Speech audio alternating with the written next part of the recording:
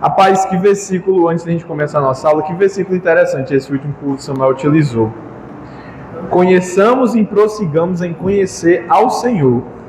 Sua vinda é certa e como a alva, ele nos visitará como a chuva serôdia que rega a terra.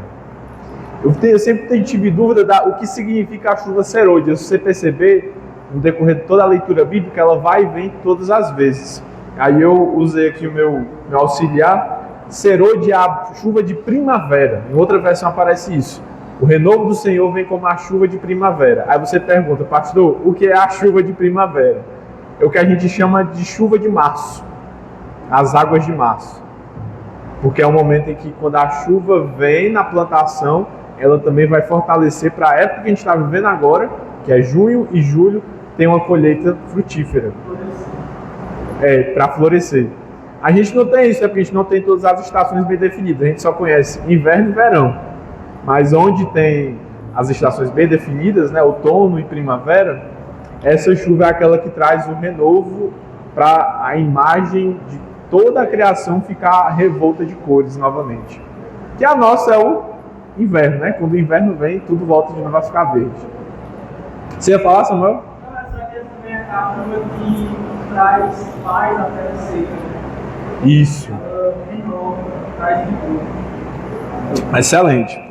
Exatamente. Então, se você não sabia como eu que era chuva serôdia, é isso. Chuva de primavera, ou nos nossos dialetos, né, águas de março aí. A minha tradução fala uma chuva que vem no tempo certo. Chuva que vem no tempo certo. Exatamente. Muito bem. Pastor, o que isso tem a ver com a aula de hoje? Não tem nada a ver não vou fazer nenhuma ponte não, mas é só para você também ser fortalecido no Senhor. Vamos lá, meus amados. Hoje nós vamos falar um pouco sobre Bíblia. Isso mesmo. Ah, pastor, a gente já está desde o começo falando sobre Bíblia. Pois é, você vai continuar aprendendo um pouco mais sobre Bíblia. Com a graça do nosso Deus. Hoje a gente vai examinar, eu gosto de tratar aqui, o que é que a gente vai ter que fazer hoje. Hoje o tema vai ser: a igreja é serva da palavra e não senhora da palavra. Guarde bem, a igreja é serva da palavra e não senhora da palavra. Como essa aqui é um formato de aula mesmo, aí eu sempre fico aqui os objetivos da aula. A gente vai ter que falar sobre a autoridade da igreja, que é derivada das Escrituras, a Bíblia como a única regra infalível de fé e prática, segunda coisa. Terceira, e essa é importantíssima quando a gente chegar lá, o Espírito Santo confirma interiormente a autoridade das Escrituras. Isso aqui a gente vai ter que pontuar um pouquinho mais, porque é extremamente necessário. E a igreja existe para anunciar, ensinar e viver a palavra de Deus. A gente vai fazer isso como? A partir da quinta sessão da nossa confissão. A gente vai continuar a nossa avaliação. Como é que a gente está fazendo? Eles dão algumas declarações, tem as referências bíblicas, a gente vê se aquilo que eles falaram realmente é válido ou não para as nossas vidas, se está certo, coerente ou não com a palavra de Deus. Se estiver coerente, louvado seja Deus, isso é sinal que a confissão realmente acertou. Se não, pastor, isso aqui não está batendo. A gente vai ter que fazer aí uma correção. Até agora, não foi necessária nenhuma correção. A confissão está andando da maneira certa. Agora, bora problematizar. Antes da gente entrar aqui, só eu ler para vocês, a gente trabalhar, mas bora problematizar. Nos últimos dias, eu falo nos últimos dias, nos últimos anos, nos últimos acontecimentos da sua vida também, vocês têm testemunhado pessoas saindo de igreja reformada e indo para outras igrejas, entre aspas, seitas? Ou não? Ou isso é algo, pastor, eu nunca ouvi falar disso? Você já viu pessoas dizendo que eu saí da igreja reformada ou igreja evangélica, se você quiser usar esse sinônimo, porque eu fui buscar a verdadeira igreja. Eu entendi o que é ser igreja, então eu tive que sair de uma igreja evangélica, como eu já presenciei vou para a ICAR, Igreja Católica Apostólica Romana, que lá é que eu conheço verdadeiramente a igreja, lá é que a detentora, ela é a igreja, existe um termozinho muito usado por eles, é a igreja remanescente não, mas é alguma coisa nesse sentido. E é a igreja que ainda tem as características verdadeiras que a palavra de Deus tem. Vocês já ouviram isso ou não? Já ouviu? Quem não ouviu, se prepare. Isso vai acontecer com você. Isso aconteceu comigo de maneira bem mais rápida do que eu pensei. Quando eu estava no ensino médio, tinha um colega que também era da igreja presbiteriana. E aí ele era, na verdade, infelizmente, não é mais, mas ele era filho de um presbítero. E, por incrível que pareça, ele gostava mais de estudar do que eu. Eu nunca fui, eu não era o bom exemplo, não. Quem transformou no bom exemplo foi o Espírito Santo. Não gostava muito de estudar a Bíblia, não. Aí ele sempre falava, rapaz, tem esse livro. Ele que falava sobre alguns grandes teólogos que a gente tem aqui, falava da Heber Campos Júnior e outros grandes teólogos da igreja presbiteriana. Sempre era uma pessoa que instigava muito, você tem que estudar, tem que aprender da Bíblia. Rapaz, coisa interessante. E aí, de uma hora para outra, ele falou que nas definições de vida dele, ele foi atrás da igreja verdadeira. E aí, no final do nosso ensino médio, a gente não era da mesma sala, mas a gente era do mesmo ano, ele fez uma mudança para a Igreja Católica Apostólica Romana, na busca dizendo, eu vou atrás da verdadeira igreja. Pronto. Essa é a declaração. Eu vou atrás da verdadeira igreja, aquela que tem a verdadeira autoridade, aquela que Deus designou para ser a igreja até mesmo triunfante, né? Que triunfa em cima das outras, não que a gente usa na nossa teologia. A igreja triunfante é aquela que está lá na frente. Vocês já ouviram isso? Ou parece coisa de ET, né? Parece coisa de outro mundo. Sim ou não? Esse é o momento que vocês falam. Nosso script, tá certo? Ah, pronto. Eu tenho que relembrar para vocês como é o nosso script aqui. Isso, exatamente. Depois do seminário aconteceu a mesma coisa comigo. Era porque eu queria que fosse meu orientador. E aí, infelizmente, tomou a mesma decisão. Saiu de pastor, se tornou, acho que ele agora é diácono na Igreja Católica Apostólica Romana. E é bom você sempre dizer que a Igreja Católica Apostólica Romana não é a Igreja Católica. Por quê? Porque na nossa confissão a gente vai ver uma declaração dizendo que nós fazemos parte da Igreja Católica. Aí todo mundo, misericórdia, Deus me livre, misericórdia. Mas é porque a gente usa o termo da maneira errada.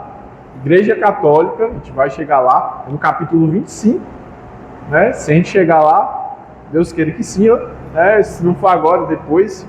Mas Igreja Católica é aquela que está em todos os cantos, né? Também chamada de Igreja Universal, são esses dois nomes. Por isso que a Igreja Católica Apostólica Romana é seita, mas a Igreja Católica somos nós, somos nossos irmãos batistas, nossos irmãos assembleianos que fazem parte também do povo de Deus, de outras denominações que também fazem parte do povo de Deus e que são os crentes. Não é que só que está em outra igreja, mas também que são os crentes de outra igreja. Diga lá, Varão. Até porque católico romano se ajuda, né? Aquela universal. E é específica, né? Exatamente. Isso mesmo. Samuel aí já levantou a bola. Católico não tem como ser católico só dentro de Roma, né? E eles falam isso, só é a igreja verdadeira se estiver dentro de Roma. Por isso que todas as outras denominações para eles são denominações do inferno. É interessante, mas começou a falar do evento de Deus, por exemplo, o novo programa, ele não sai aí. Só sai ali que você fala. Aí a declaração dele sim. Para você que está ouvindo, né? O Samuel falou. Samuel, viu? Vou compartilhar. Samuel que falou. Não tem como ser católico e romano. Porque ser católico é universal e romano é específico. Como é que você está sendo geral e específico ao mesmo tempo? São duas declarações contraditórias. Também chamado de paradoxo, né? Não tem como isso acontecer. Mas infelizmente é dito. Agora bora lá. O que a igreja escocesa quando preparou esse documento. Eu acho muito interessante, eu vou dar 2 minutinhos de pincelado sobre como é que foi isso aqui. Esses homens, pessoal, esses homens eu achava que esses nossos irmãos em Cristo eram fracos. Mas depois, quando eu ouvi falar dos diários da Confissão de Fé de Westminster, né, existe um termo que a gente gosta de falar muito de maneira informal, né? A gente fala quando a pessoa é muito boa, a gente chama ele de brabo. Mas esses homens aqui eram bravos mesmo. Porque todas as vezes, quando eles paravam para dar uma declaração dessa, eles estavam sempre em oração e jejum. Por quê? Porque eles não queriam falar algo que levasse a igreja do Senhor a pecar. Por que, pastor, também? Porque eles já estavam vivendo as consequências disso. Homens nos anos passados a eles deram declarações e levaram a igreja a pecar. E eles estavam com tanto medo de trazer definições que levassem a igreja a pecar novamente, que qual era a única saída para eles? Jejum e oração. Então, todas as vezes quando eles não entravam em consenso em uma palavra, eles parava tudo, e aí todo mundo fica de joelho, bora orar. Porque quem vai trazer o direcionamento, olhe bem a palavra, o direcionamento e o discernimento é o Espírito Santo. Eles não pediam iluminação e inspiração, eles pediam direcionamento e discernimento. Diferente. Se eles pedissem iluminação e inspiração, eles estavam querendo fazer um novo livro. Mas não, eles pediam direcionamento. E aqui vem a seção 5 da primeiro capítulo. Diz o seguinte: pelo testemunho da igreja, podemos ser movidos e incitados a um alto e reverente apreço da Escritura Sagrada, a suprema excelência do seu conteúdo e eficácia da sua doutrina, a majestade do seu estilo, a harmonia de todas as suas partes e o escopo do seu todo, que é dar a Deus toda glória. A plena revelação que faz do único meio de salvar-se o homem. Por que está querendo ser dito isso aqui? Vou fazer agora essa dobrazinha aqui, né? Por que está querendo ser dito aqui? Pelo testemunho da igreja. Pastor, parece besteira, mas ele não está falando pelo canal da igreja, pela autoridade da igreja. Por que é importante fazer isso? Porque estava fazendo referência a uma passagenzinha bem aqui, ó. 1 Timóteo 3,15. Pastor, Timóteo de novo? Timóteo de novo, bora lá. 1 Timóteo 3,15, vocês já estão cansados de me ouvir falar. Vocês querem ver Bíblia? Todo mundo chegou aqui querendo ver Bíblia, ouvir Bíblia. Vai lá para 1 Timóteo 3,15.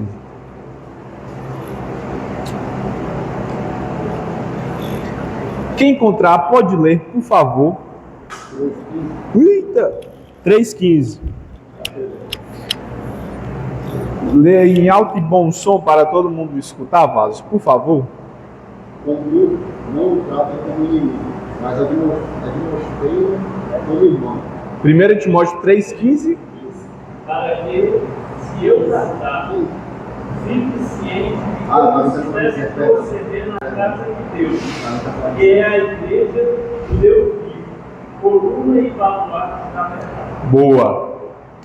Você está vendo que o apóstolo Paulo está querendo tratar de outros assuntos, mas no meio disso, ele aproveita a oportunidade da carta para trazer uma suma, né, uma declaração máxima e uma definição sobre o que é a igreja. E o que é? Só leiam aí a parte que ele faz referência à própria igreja. Agora, a igreja que é o quê? Um baluarte da verdade. Pronto, peguei aqui a minha outra versão. Diz o seguinte: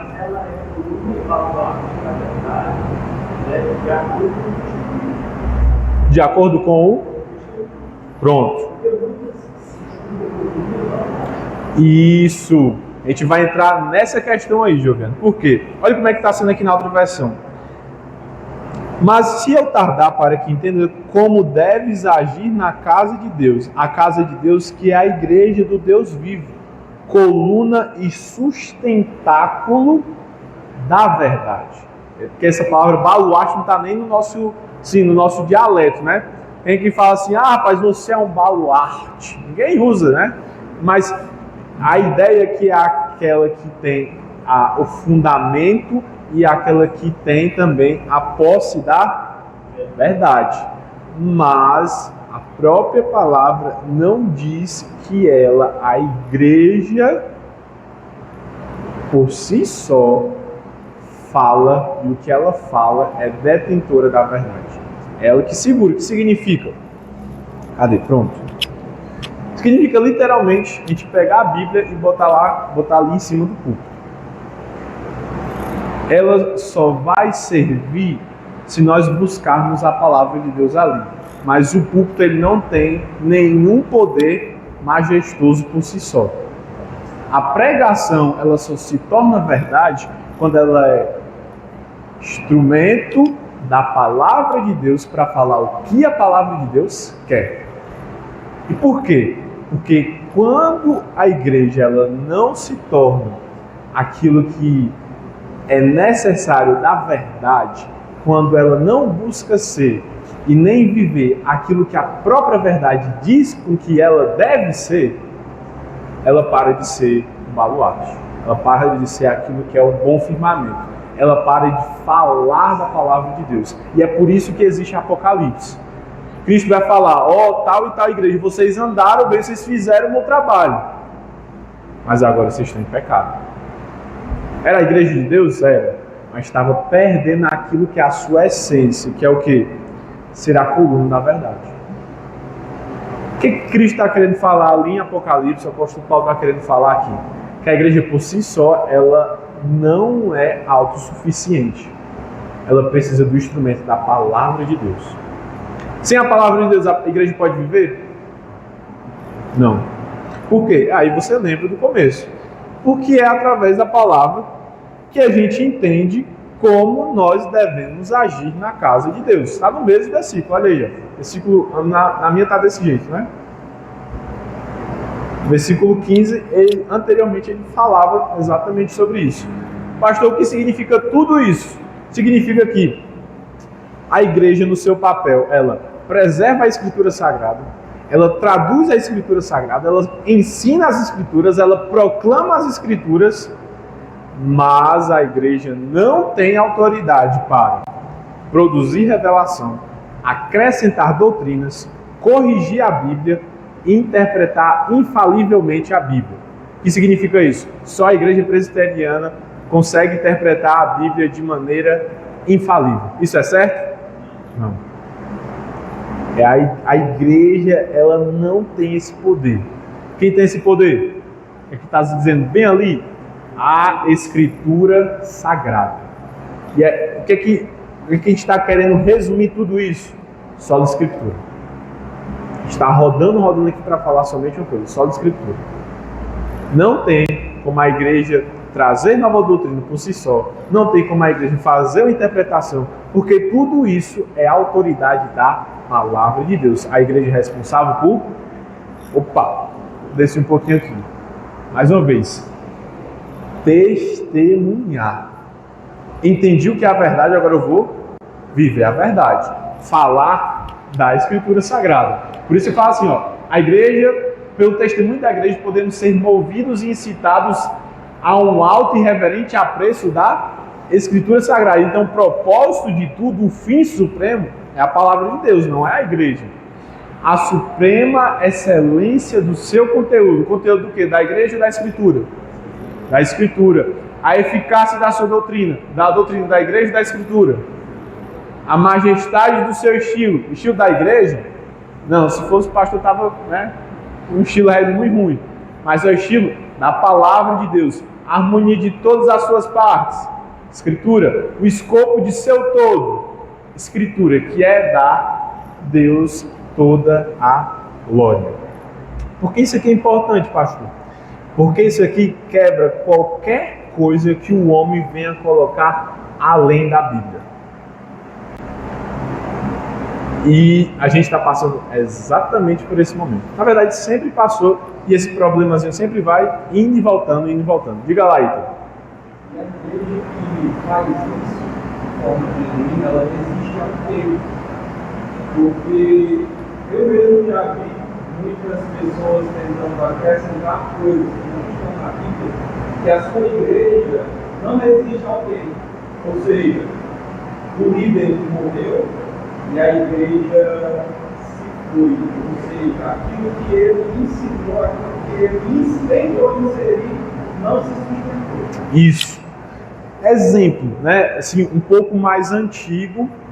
É claro que aqui a confissão e os teólogos estavam querendo bater diretamente na Igreja Católica Apostólica Romana. Só que você percebe que a base que eles estão dando para a gente ir para a Bíblia bate em todo mundo. Por exemplo, né? Saindo agora, tirar esse hiperfoco da Igreja dos Romanos, né? A Igreja Adventista. Se você pegar os primeiros 50 anos dela, eles mudaram a doutrina depois de 50 anos. A partir do momento que a Ellen White morreu, eles mudaram. Por quê? A Ellen White era detentora de várias doutrinas, eles viram que na morte dela não dava certo, e aí mudaram. Exemplo, eles falaram o seguinte: não pode ser feito não pode ser buscado nenhuma data e determinar nenhum dia sobre a volta de Jesus. E por que ela se chama Igreja Adventista? Porque é a igreja da volta de Jesus. Porque eles falam o seguinte: no dia tal de março, em 1800 e tal coisa, todo mundo pode vender tudo, porque Jesus vai voltar às 15 horas. E aí esse dia foi chamado da Grande Depressão. Por quê? Todo mundo vendeu e ficou olhando assim, ó, pra cima. Todos os historiadores falam, todo mundo vendeu as posses e ficaram o dia todo olhando para o céu. Alguns até em cima do telhado, esperando o quê? A volta. E aí, esses que fizeram parte desse movimento foram chamados de Igreja do Advento, da volta. E aí que vem a Igreja Adventista. Só que eles falaram depois o quê? Não faça isso. Não pode fazer isso. Se a igreja começou, não foi disso, como é que eles já mudaram? Ah, não, porque tem outros escritos. Ellen White errou ali, mas depois Deus falou para ela outras coisas, e aí ele falou isso, aí Deus não falou tanto assim não, aí ele foi corrigindo com ela nesse outro livro, e aí vai mudando a revelação na cabeça deles. Por quê? Porque a Escritura Sagrada não era suficiente. Aí você vai colocando uma coisa que vai se contradizer em outra, aí fica esse ciclo vicioso, quando você tenta acrescentar coisas para trazer harmonia, achando que a palavra de Deus não é suficiente para isso. E hoje mesmo já tem outro racha, né? Isso. Não, quem começa assim é só rachando também. Uma grande farsa é achar mais uma vez que a Igreja Romana ela é unificada. Mas dentro da Igreja Romana tem várias quebras. Tem gente que não aprova o Papa desde 90. Tem gente que não recebe o concílio lá desde o século passado, da década de 1952, que é o Vaticano II. Tem gente que não aceita desde 1800. Então é um grupo que está todo quebrado também. Só que para fazer o marketing, né? A todo mundo chegar, olha que está todo mundo unificado e tal, a igreja detentora da verdade, e aí se faz essa venda de que é todo mundo no mesmo barco. Só que não é nem um pouco desse jeito. Diga lá, Carol. Eu já vi várias argumentagens que, sim, eles têm admitido essas divergências que eles têm internamente, só que dizendo que é diferente, porque eles vão apontar muito para o evangelho que está sendo fragmentado. Ei, Vara, pode só botar dá a mãozinha aí. A questão de função muito fragmentada. Então, eles admitem, não, nós temos divergências internas, mas não somos protestantes porque nós somos fragmentados nas vezes ouvindo. Sendo que é uma ignorância total, porque a gente, por mais que a gente tenha divergências em pontos tangenciais, nos pontos centrais, ninguém discorda de nada. Boa, excelente. Nem os anjos discordam da palavra, é a única guia, ninguém discorda que Jesus é filho de Deus, ninguém discorda da Trindade, ninguém discorda da volta, ninguém discorda de todo o presente de Jesus. Então é só uma falácia. De modo que divergências teológicas, não, por si só, não desmentem uma fé. Que o que comprova? Averiguar na Escritura. Coisa que se for tentar fazer da parte deles, não bate. O que bate talvez seja justificado com os livros que eles acrescentaram no Antigo Testamento, como a gente viu no livro passado. Mas, de novo, são anônimos, são livros originais. Isso mesmo. Vocês escutaram um pouco do que o Miguel falou? Foi o seguinte, é errôneo falar que eles têm uma unidade e os reformadores não, porque naquilo que... Valeu, Vaso. Naquilo que a igreja reformada ela pode não concordar, por exemplo, os batistas e os presbiterianos concordam em tudo? Não. Mas aquilo que é essencial da palavra de Deus para trazer vida, eles concordam? Sim. Nós nos diferenciamos em interpretações periféricas. Senão não são as questões mais importantes. Porque todo o resto, se a gente se diferenciasse, aí um dos dois era uma seita. Mas não é. Então tudo aquilo que é essencial para trazer vida, produzir e ser uma característica de uma igreja verdadeira, tem que ter. É isso que a gente sempre fala e eu vou repetir logo mais à noite. Você faz parte de uma igreja genuinamente cristã? Prega a palavra, tem a disciplina, a administração correta dos sacramentos, que é isso. Saber que a ceia do Senhor é um meio de purificação da igreja, é um meio que não é qualquer pessoa que faz parte, mas só aqueles que tomaram a declaração de serem filhos de Deus podem fazer parte. Se você faz parte de uma igreja que tem essas características, você é convidado para estar na ceia do Senhor, porque a ceia do Senhor não é da igreja presbiteriana. Então é isso que significa toda essa declaração. Mas vamos lá para eu não me perder também. Resumindo essa primeira parte. Um teólogo ele explicou da seguinte maneira, achei fantástico. Qual a diferença? Deixa eu pegar aqui para não falar e falar besteira, né?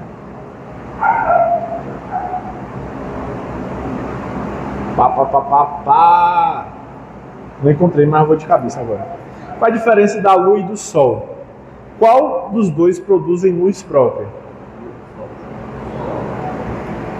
E qual dos dois se alimenta da luz do outro?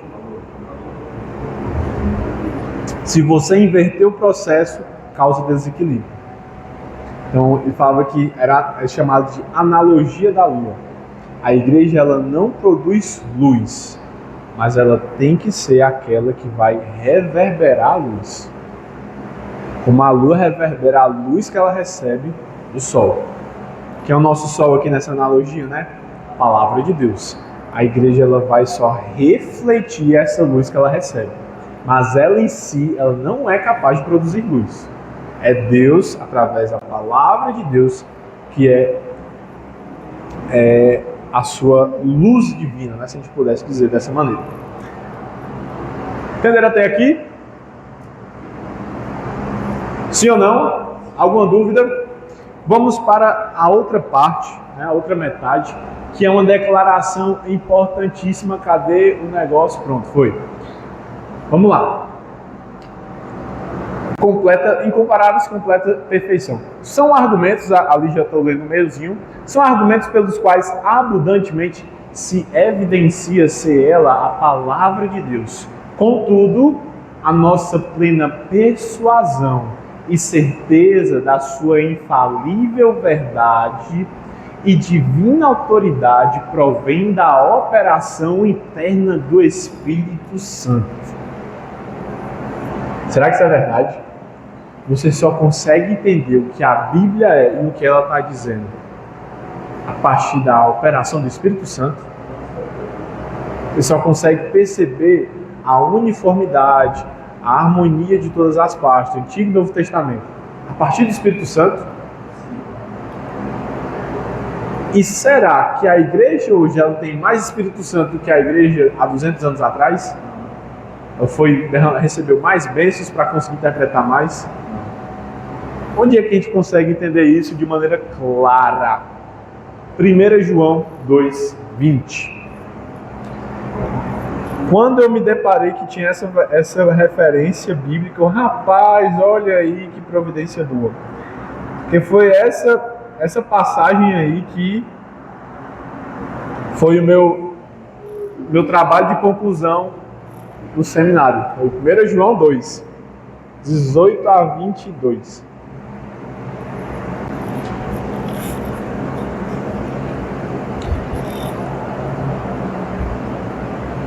1 João 2:20.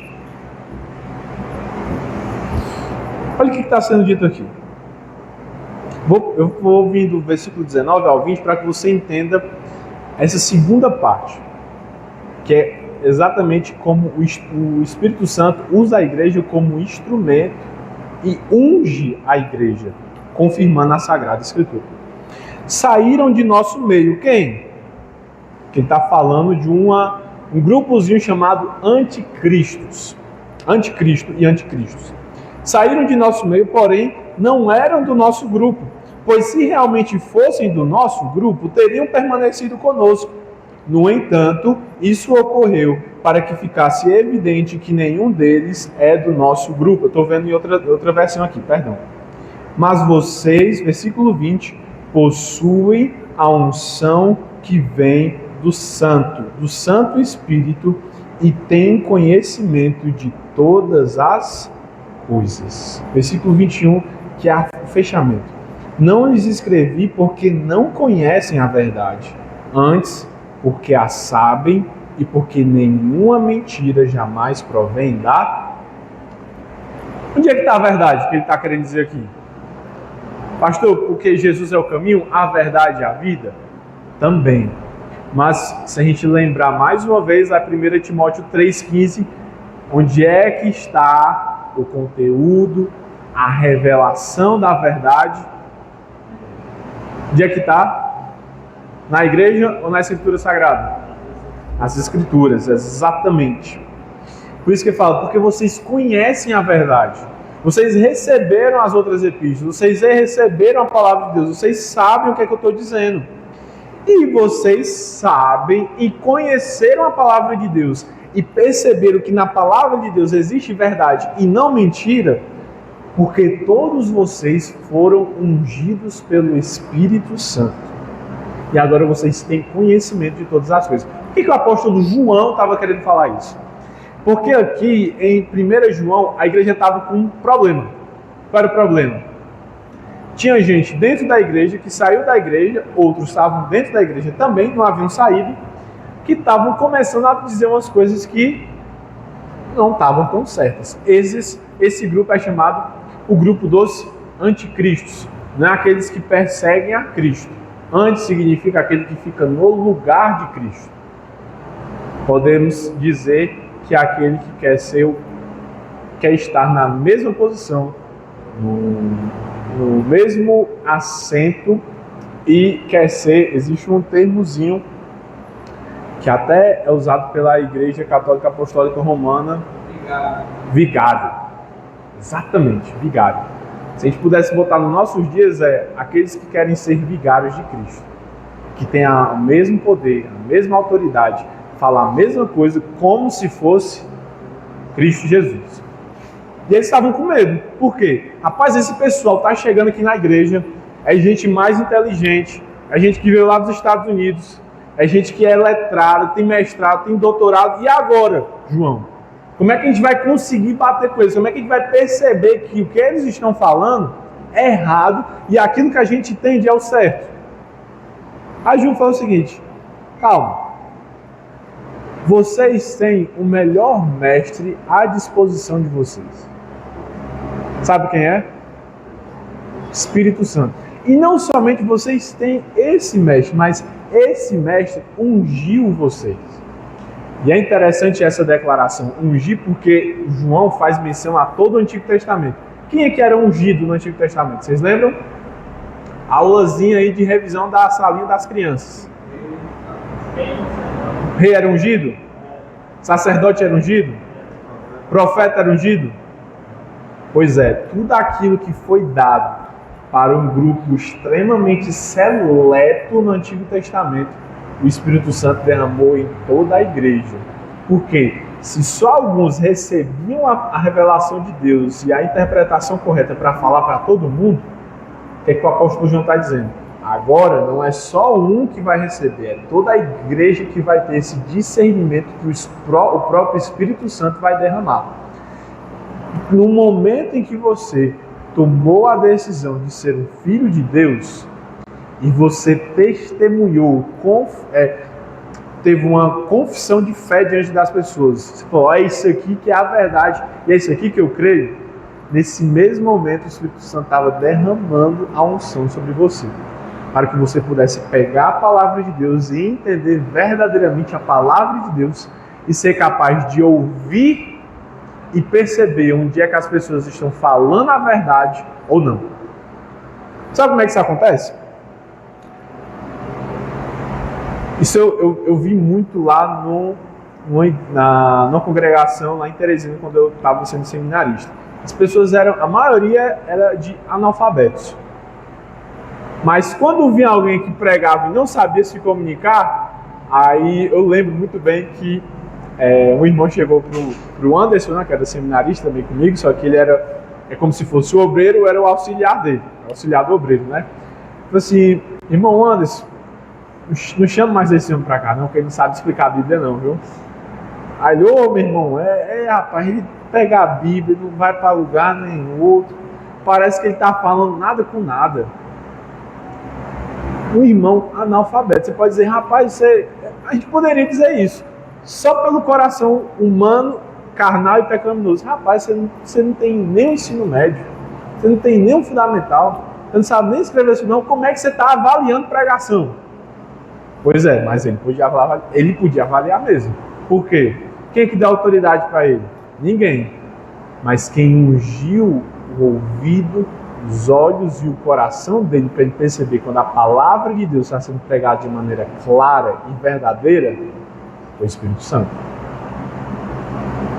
É por isso que esse testemunho é extremamente importante. Diga lá, então.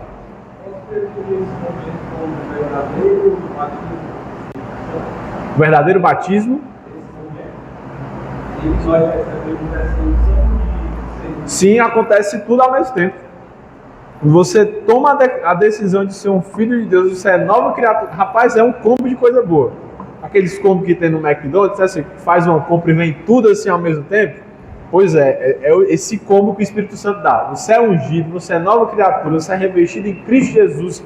O seu nome já fica vislumbrado na igreja agora, que o seu nome já está diante do Senhor, você já está glorificado, você recebe um bocado de coisa.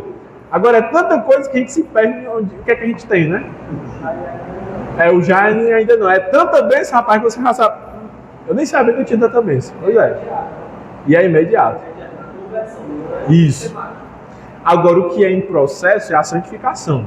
Você vai entendendo, percebendo e amadurecendo, progredindo. Essas coisas aqui aconteceu comigo lá. Mas agora que eu estou tendo discernimento disso tudo. Mas você já tinha, né? Como se você recebesse uma herança e fosse... À medida que você vai crescendo, você vai percebendo o tanto de coisa que tinha nela. Rapaz... Ou um terreno que nem na do Joviano. Rapaz, você recebeu um terreno. Aí você já fica feliz porque era 70 por 70. Aí quando você vai lá, descobriu que lá nesse terreno tem uma árvore gigantesca. Uma árvore de amendoeira, que é um dos frutos mais caros que tem. Aí quando você está andando no terreno, você descobre que o terreno é do lado de um lago. Aí quando você vai plantar, você percebe que o seu terreno é o mais fértil que tem. Que é o que tem mais nitrato, né? Aí quando você vai, aí à medida que você vai vivendo, vai descobrindo, rapaz, era tudo isso aqui? Era. Você já tinha, à medida que você vai conhecendo e entendendo, rapaz, eu tinha tudo isso aqui, eu não sabia. Então é isso que o Espírito Santo faz com a gente, dá tudo de uma vez. Só que a gente não consegue entender tudo, e aí é a declaração necessária do apóstolo Paulo e João, que é a necessidade do progresso da igreja. Para quê? Para ela perceber o tanto de coisa que ela tem. Diga lá, Varão. Uma forma de entender o discernimento da Espírito Santo é a pergunta, pode ser visto na vontade da pessoa em se inclinar para ouvir, sendo que antes ela queria ler da forma dela. Por exemplo, a gente vê muitas pessoas não cristãs querendo apontar erros na Bíblia. Sim. Só que tem na boca. Então a Bíblia é incoerente por causa disso no Novo Testamento é no Antigo, não mudar. Então o discernimento da palavra do Espírito Santo pode ser entendido também como uma, digamos, abaixar a guarda na pessoa para ela se inclinar e escutar o que o Espírito Santo quer dizer sem ir com o julgamento. Isso, exatamente isso que até a própria confissão declarou. A nossa plena persuasão, ela não vem de nós. Quem vai fazer isso, ela vai dizer lá no final. A plena persuasão, a certeza que a Bíblia tem uma verdade infalível, de que não tem contradição, a entender a divina autoridade que vem da palavra de Deus, tudo isso só é operado através do Espírito Santo. E aqui tem a necessidade desse complemento, que pela palavra e com a palavra testifica em nossos corações. Então, como é que a gente vai entender tudo isso da palavra de Deus? O Espírito Santo usando a palavra. Como é que eu não consegui entender tudo isso, pastor? Antes eu achava que a Bíblia era um documento que deveria ser questionado e agora parece que eu mudei totalmente a minha visão. Espírito Santo. Mas o Espírito Santo necessita que você também tome uma decisão. De quê? Abrir a palavra e ler. Né? Aí existe o mistério. Onde é que começa e onde é que termina, pastor? Eu sempre declaro, é o mistério. De que o Espírito Santo está fazendo tudo isso na sua vida, mas Deus sempre coloca a responsabilidade do homem de abrir a Bíblia e ler. Porque é através da autoridade, do poder da palavra de Deus, que aquelas declarações vão se tornar verdadeiras, vão se tornar inteligíveis. É isso que significa o Espírito Santo vai usar de maneira, sim, majestosa, abrindo seus olhos sobre tudo que está acontecendo. Exatamente, que até o livro Profeta Osés vai falar sobre isso. Vocês erram porque vocês não conhecem as Escrituras. Paulo, acho que não sei se em Atos, em alguma carta dele, ele faz elogio ao povo de Bereia. Todo mundo que chegava lá, pegava a palavra. Isso. Eles averiguavam antes para contestar. Isso, está até aqui. Não, tá ali. É Coríntios 2. É em Atos que vai falar. Mas o Miguel, já que ele citou aqui o exemplo dos irmãos de Bereia. O apóstolo Paulo estava explicando as coisas. Epa, isso aqui está certo mesmo? Aí o que é que os bereanos faziam? Pegavam a palavra e examinavam. Isso aqui está certo? Está realmente um texto batendo com o outro? Eles ficavam lá, puxando a Bíblia, não tinham celular, pegavam os pergaminhos que eles tinham, rapaz, pergaminho de Isaías, lá e vai, tal, disse isso mesmo, via e examinava e entendia a palavra de Deus. Mas tinha que usar ela com toda certeza. Tentando descrever melhor esse testemunho interno do Espírito Santo. Ele não concede nova revelação à igreja, mas ele ilumina o coração para entender a palavra, ele remove a cegueira espiritual, ele convence o pecador e ele faz a pessoa reconhecer que está diante da palavra de Deus. É somente tudo isso que ele faz, e ainda mais um pouco, né? E de maneira maravilhosa, essa ação do Espírito Santo faz com que a igreja enxergue os erros dentro dela. Então, se alguém pregar aqui alguma coisa que é estranha, você vai falar, soou estranho. Teve uma vez, há uns aninhos atrás, já estava aqui, né? Aí um irmão falou, pastor, esse pregador aí é estranho. Sabia de nada da vida, mas quem foi que soprou nele? Espírito Santo. Eu também não sabia, né? Mas ele falou, esse homem prega estranho. Tem alguma coisa errada aí. Não é normal. Isso e aquilo. Essas palavras não são de alguém que está querendo falar conforme o Espírito sopra. Foi o suficiente para nunca mais pisar o pé na nossa congregação também, isso daí. E os dias e meses posteriores revelaram muito do coração desse próprio pregador. Mas é isso que a palavra de Deus faz, através do Espírito Santo, ungindo a igreja do Senhor. Aproveitando esse discernimento interno que o Espírito Santo traz também, tem eu vou usar isso como aplicação. Não está no script, mas está nessa linha de raciocínio. Essa bênção que a igreja recebe é tão grande, mas tão grande, que se algum irmão aqui dentro da congregação se levantar dizendo o seguinte, ei, eu quero ser pastor. Como a igreja recebeu essa unção, essa pessoa ela não pode dizer que ela é e ela se tornar por si só. Por quê? A igreja tem que testemunhar. Que é o testemunho externo. Por que é tão valioso esse testemunho externo, né? Porque a igreja que é conduzida pelo Espírito Santo, ela também vai ser orientada a ter o discernimento do Espírito Santo. Como é que esse homem, como é que esse jovem, a mesma coisa que fizeram comigo, fizeram logicamente certo, né?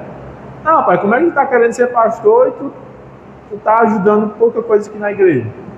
Bota esse homem para ficar lá na frente ali recebendo os irmãos na igreja. Eu falei, tá bom, pode botar. Agora é auxiliar de diácono, né? Agora, como o pessoal fala, eu era só um irmãozinho da igreja, mas estava lá ajudando lá a receber o pessoal. Fique lá na frente, dê boa noite, bom dia e pegue o nome das pessoas. Eu falei, tá certo, pode deixar. Fique lá do lado, mexa na mesa de som. Tá certo, pode deixar. Fique lá, pegue e fica anotando os nomes. Tá certo, pode deixar. Mas por que é isso? É a função pela função? Não. É a função que mostra o coração. Para a igreja saber, essa pessoa ela vai ser fiel no pouco, vai ser fiel no muito. Essa pessoa ela sabe tratar as outras bem. Esse homem ele sabe falar com as pessoas. Não adianta nada você falar aqui, mas não saber tratar o resto do povo. Se não, pastor, eu sinto lhe contar, mas aquele jovenzinho ali, ele tem alguma coisa estranha. Pressione um pouquinho mais ele para saber o que está acontecendo. Aí é que nem espinha, né? Quando pressiona, percebe que alguma coisa estava errada. Mas é o quê? É a igreja que tem esse testemunho. Né? Na convocação ministerial, a vocação ministerial, são dois testemunhos, o interno e o externo. O testemunho interno você querer, mas a igreja perceber. Então é isso aqui que o Espírito Santo faz na nossa vida. Ele nos fortalece o entendimento da palavra de Deus, porque nós estamos sendo alimentados pela verdade, a gente busca esse discernimento. É por isso que também, se você abrir o livro de Tobias hoje, pastor, eu quero ler o livro de Tobias. Certo. Você vai chegar lá na parte da feitiçaria, você, eita rapaz, perca de tempo isso aqui. Esse livro aqui é só um livro mesmo, não tem nada de bom. Por quê? Quem foi que lhe deu esse discernimento? O Espírito Santo. Não foi, e aqui entra a grande questão, não foi a igreja que teve autoridade para escolher o cano, não é a igreja que tem autoridade para dizer que é só nela que existe salvação, mas é a palavra de Deus que diz que é nela, a partir do entendimento, colocar a fé em Cristo Jesus que você é crente. Diga lá, Giovanni. Nós estamos hoje sobre a importância da palavra de Deus, a importância dela e tudo mais. Aí vem aquele versículo, que nem só como liberar o homem, isso é relacionado à nossa vida diária. Porque muitos de nós, muitas vezes, nós deixamos a Bíblia empoeirada. Isso. E a gente fica vindo na igreja. Mas o Espírito Santo de Deus, a palavra de Deus, não está alimentando o teu espírito. Isso. Você não está tomando a vitamina. Você não está se alimentando. Você não está buscando no Senhor o conhecimento, como o versículo Oséias fala. Você não está buscando intimidade de Deus. Isso. E aí o que você vai fazer? Vai se convidar ao mundo. Você vai passar a colocar as coisas do mundo, não das coisas do mal. Excelente, Giovanni. Mas voltando aqui, Giovanni, é exatamente isso, e até uma das aplicações aqui apresentadas, né? Aplicação para a igreja. Toda decisão e todo direcionamento que a igreja deve ter e o alimento verdadeiro é julgado somente pelas Escrituras, pela palavra de Deus. Por quê? Nunca deve ser pela cultura, nunca deve ser pelo meu coração e nunca deve ser pela tradição. Porque se for pelo meu coração, mas... Aí cai nisso. Tá bom, eu tenho que ler a palavra de Deus, mas hoje eu não estou bem, não quero. Aí, se as nossas decisões, mas entra na aplicação que o Giovanni falou. Se você não está sendo alimentado pela palavra de Deus, como é que você vai discernir as suas decisões? Não quero ir para a igreja hoje porque eu não estou bem. Por que você não está bem? Você está doente? Não, estou sem vontade. Tá bom, você consegue justificar isso biblicamente?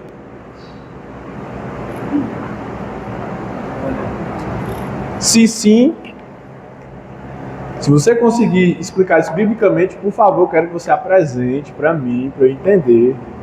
Eu só ainda sou um pouco leigo nesses versículos de que você faz a vontade de Deus apenas quando der no seu coração. Eu ainda não conheci essa porção. Mas se não, e aí a gente é lembrado a Hebreus 4:12. A palavra de Deus. Abra lá. Eu já estou entrando nas aplicações, não estou entrando em outras coisas não. Que é todos voltados para as aplicações já. Hebreus 4:12. 12 ou 12? É 12. Hebreus 4:12.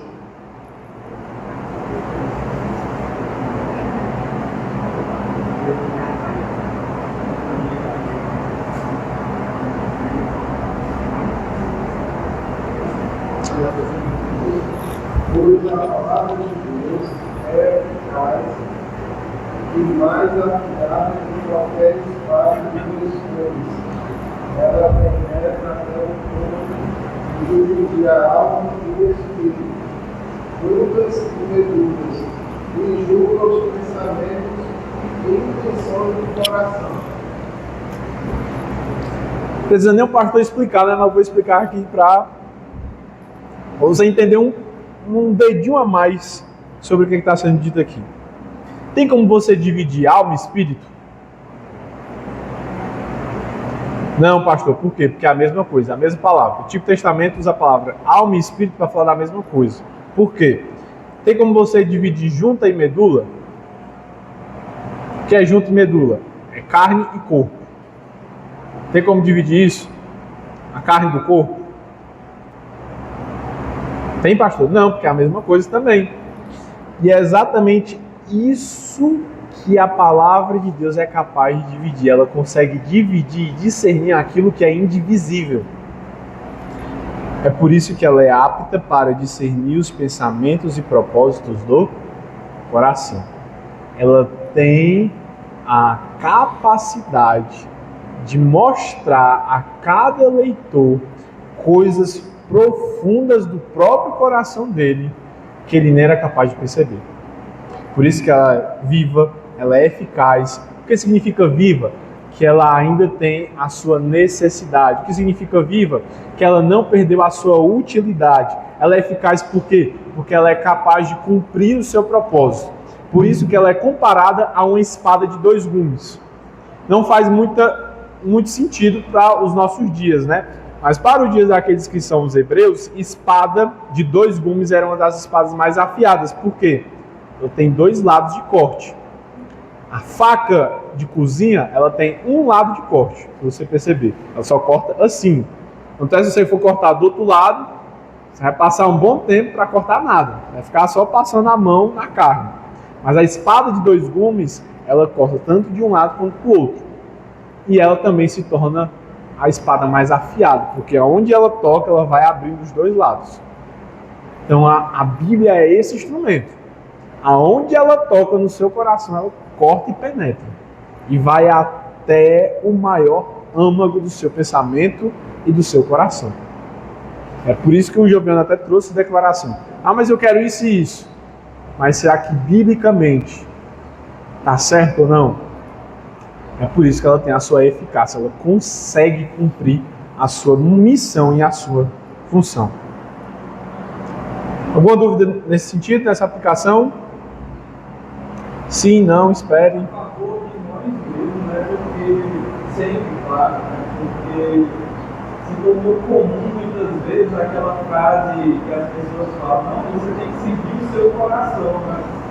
E aí nós vemos um versículo dizendo que ela serve para fazer esse discernimento, né? Nem sempre eu faço de Jeremias 17 vai dizer, nem sempre ele está certo. Não, jamais. Desesperadamente, enganoso, desesperadamente, corrupto. E é interessante que Provérbios vai falar que muitos caminhos parecem certos ao homem, mas no final conduzem à morte. Como é que ele consegue perceber então que em vez de morte o caminho dele um outro pensamento deve ser o pensamento de vida. Como é que ele é capaz de ter essa mudança? A palavra de Deus. Se nós tivéssemos esse entendimento da profundidade, da autoridade e da divindade que tem a própria palavra, nós teríamos o maior apreço por termos a posse dela. Temos a capacidade de abrir e entender de maneira livre aos nossos olhos e aos nossos ouvidos. Tudo isso ela é capaz de fazer. Outra aplicação importante é estritamente outro versículo, até outra passagem que o Samuel trouxe, que é Jeremias capítulo número 6, não foi? 6. Rapaz, toda vez que eu estou vindo aqui com a aula, sempre a liturgia está batendo em cima, né? Na última vez falou do Ítalo. Mas ali o texto do Samuel ele falou muito sobre como Jerusalém estava até preso nas suas tradições. Deus mandando que eles mudassem de vida, parassem de fazer aquilo que era errado, que na cabeça deles era certo, e voltassem para a sua palavra. Não é isso a declaração? Voltem para a minha palavra, voltem para a minha lei, voltem para os meus estatutos, voltem para os meus mandamentos. Significa o quê? Volte para a palavra de Deus. E o contexto de Jeremias é mais profundo porque era um contexto marcado por tradicionalismo também. Esses profetas maiores, Isaías vai falar sobre isso demais, Jeremias também, Ezequiel também. O povo achava que estava fazendo aquilo que era certo, mas estavam fazendo apenas por tradição. Então, eu não sei o que é que você tem feito diante de Deus por tradição, ou apenas por regra, ou por questões, por paixões também, né? Paixões mais pela tradição do que a palavra. Mas a Bíblia lhe convida a tirar os seus corações, seu coração, o seu olho disso. Faz um momento de testemunho, eu passei a palavra já aqui. Esses documentos aqui da Confissão e do Catecismo Maior e do Breve Catecismo, eu já cheguei ao momento de ir além da medida com eles. Por quê? São documentos muito necessários para a nossa vida, se ele lhe levar a palavra de Deus. Agora, se você usar esse documento para usar o documento como documento e o documento se retroalimentar, você parar de usar todas essas declarações para ir para o povo de Deus, para o coração da igreja e ficar só nas questões teológicas, ideais, ele vai lhe levar ao divino, farisaísmo. Porque você está pegando algo bom, querendo tratar coisas que a Bíblia nem está querendo tratar.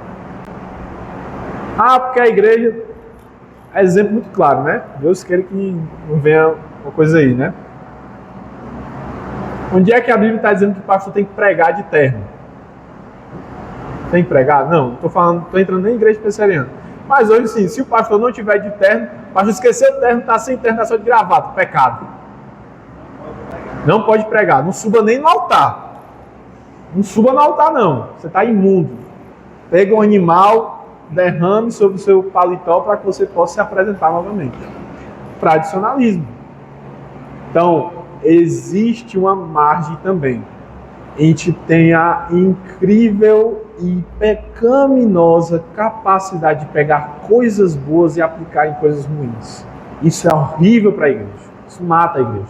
Diga lá, Samuel. Fala que a tradição é a fé dos mortos. O tradicionalismo é a fé morta dos vivos. Tradicionalismo é a fé morta dos vivos, exatamente. Isso, excelente. Voltando ao nosso hiperfoco, a ICAR, né? Igreja Católica Apostólica Romana, a tradição, ela é a base para todas as doutrinas dela. Então você já entende que a coluna vertebral dela não é a Bíblia, é a tradição. E aquilo que a Bíblia confirma a tradição deles pode ser usado. Mas aquilo que a Bíblia não confirma, aquilo que eles estão dizendo, eles não usam. Por isso que, né, acho que o Miguel estava conversando comigo uma vez, se você for conversar com algum católico romano, eles têm um grande medo de ler a palavra de Deus. Como é que pode? Se 1 João 2:20 fala que o Espírito Santo ungiu a igreja para que ela busque a verdade, Como é que você tem medo de ser alimentado pela verdade? Só o magistério, só as pessoas do alto escalão. Você percebe que é uma visão muito ainda do Antigo Testamento. E é uma visão errônea do Antigo Testamento. Porque Moisés, ele recebia a revelação e ele pregava. Deuteronômio é o quinto livro só de pregações e de sermões de Moisés. Porque ele entendia que aquilo que ele recebia de revelação do Senhor não podia ficar contido a ele, deveria ser proclamado. Acho que são 5 pregações, no mínimo, ali, no livro de Deuteronômio, dele, sim, esclarecendo todas as doutrinas para que o povo entendesse, que o povo soubesse toda a palavra de Deus. Então, a tradição, né, é a ótica, né, que a igreja romana ela usa para interpretar a palavra de Deus. Por isso que cai tanto em todos esses erros, como o Miguel falou. Diga lá, Rafael. Isso mesmo. É muito incrível como a palavra do Senhor, você não consegue conter ela.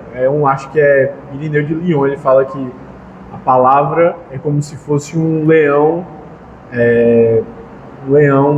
solto. Ela em si, ela já ataca por si só. E aí, erroneamente, o pessoal fala, então por isso você não precisa aprender a defender a Bíblia, porque a Bíblia já é um leão indomável que ela mesma ataca. Mas não é nesse sentido. À medida que você... Vamos reduzir a Bíblia, né? Vamos supor que a gente entrou dentro de uma igreja, de uma seita, ou escutou. Vamos ficar só com o Evangelho. Mateus, Marcos, Lucas, João, você não consegue. Por quê? Você chega em Mateus fala, é o começo do ministério de Cristo Jesus, como foi profetizado pelo profeta Isaías. Você precisa de Isaías para entender Mateus. Aí chega João fala, e o verbo se fez carne e habitou entre nós, vimos sua glória como gente do Pai. Rapaz, o que é isso? Porque o verbo era Deus e o verbo estava com Deus no mesmo capítulo. Você precisa de Gênesis para entender João. Aí você vai para Lucas. Lucas começa no capítulo de número 23, 24, falar sobre o que aconteceu no futuro também. Ele fala sobre o sermão escatológico de Cristo e mostra que aconteceram coisas que Cristo falou que haveria de vir para a nação e para o povo que crucificou e escolheu o ladrão em vez dele. E rapaz, o que aconteceu lá na frente? Você precisa dos outros escritos, além também do próprio escrito do Evangelho de João para interpretar. Aí quem interpretou? Apóstolo Paulo, na 1 Tessalonicenses, também interpretou o que estava acontecendo. Então, se você conter, você não consegue. Se você examinar de maneira verdadeira, né, e aqui entraram diversos homens, eu quero examinar só para examinar, não conseguiram. Porque a Escritura é um leão indomável. Você não consegue, eu quero usar só esses 4, porque ela vai linkando. Ela vai mostrando que uma coisa estava ligada à outra, o que é que está cumprindo, o que é que vai sendo profetizado, e você precisa daquilo que ela está fazendo menção. Porque se você for conter, você vai fazer o exame errado. A igreja primitiva ela vai ser para isso, na igreja, tanto porque tinha só alguns fatos, ou mesmo tendo vários fatos, preferindo priorizar só alguns fatos. Isso. Tentaram usar só uma, né? Exatamente. Muito bem. Meus amados irmãos, eu acredito que chegamos à nossa conclusão. As aplicações, elas rendem mais comentários, né, do que a própria declaração. A sua máxima, concluindo, sobre nós, como igreja reformada, a partir da confissão de fé de Westminster, nós podemos entender o seguinte, que a igreja reformada, sempre sendo reformada segundo a palavra de Deus. Essa é a máxima que eles usavam. Eclésia reformata, sempre reformata, segundo o verbum Dei. Então, a igreja reformada, ela sempre vai ser reformada porque ela busca a palavra de Deus. E isso faz com que ela perceba os seus erros. Por isso que ela vai buscar a reforma, vai buscar a verdade. Que a verdade é segundo a palavra de Deus. Amém?